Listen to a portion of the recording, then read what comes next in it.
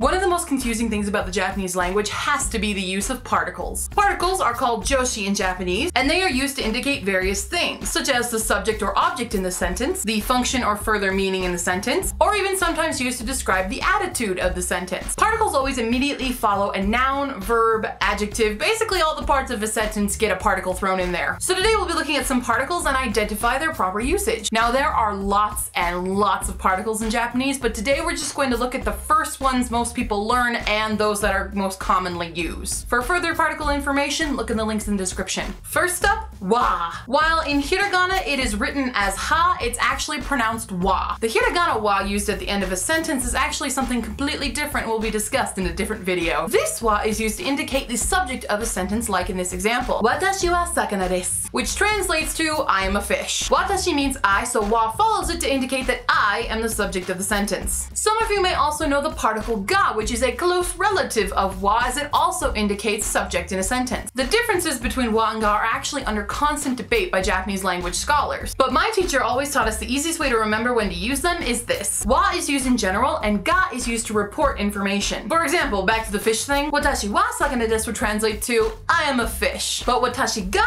sakana desu would be more like it is I who is the fish. You could say ga is the dramatic sibling. However, when you're using like or dislike, always use ga, never wa. Wa and ga might need their own video to explain the extensive differences, but for now, that's the basics. Next up, wo is actually pronounced o most of the time. There are still some people who say the w, and o indicates the object in a sentence. For example, watashi wa anata wo koroshitai, which translates to I want to kill you. Anata, which means you, is the object in the sentence and thus is followed by o. Fun note, o and ga can also be interchanged in a lot of sentences, especially when using the want conjugation of a verb. Ga just adds a little more emphasis. So in the original example of watashi wa anata wo koroshitai, this is kind of like saying, yeah, I want to kill you. Whereas watashi wa anata ga koroshitai is more like saying, I want to kill you specifically. Let's talk about location particles. The particle de is a location-based particle and could be loosely translated to at or by means of in English. For example, gakko de aimashou.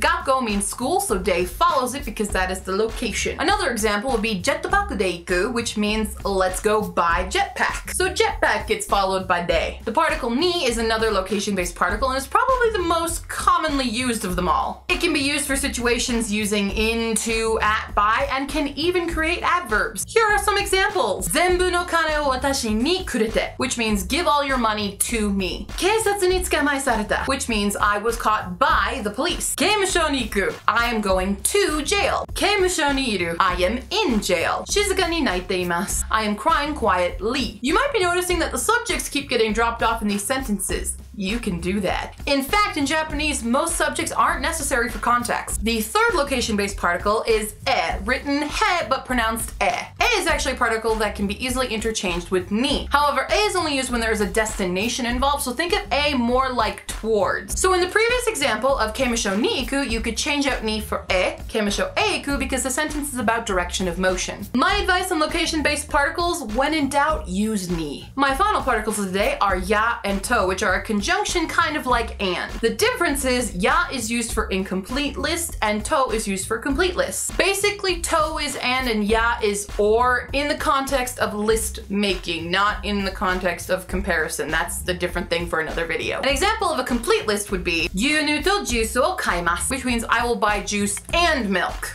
But an incomplete list would look like gyunyu ya juice ya niku o kaimasu, which translates to I'm gonna buy milk and juice and meat and whatever. And those are the most basic particles of the Japanese language. I'll go more in depth with them at another time, but for the beginners of Japanese, those should do you some good. If you have further comments, questions, or requests for further Japanese language videos, put them in the comments below or on Facebook, Tumblr, and Twitter, and I will see you next time, cuties. Bye!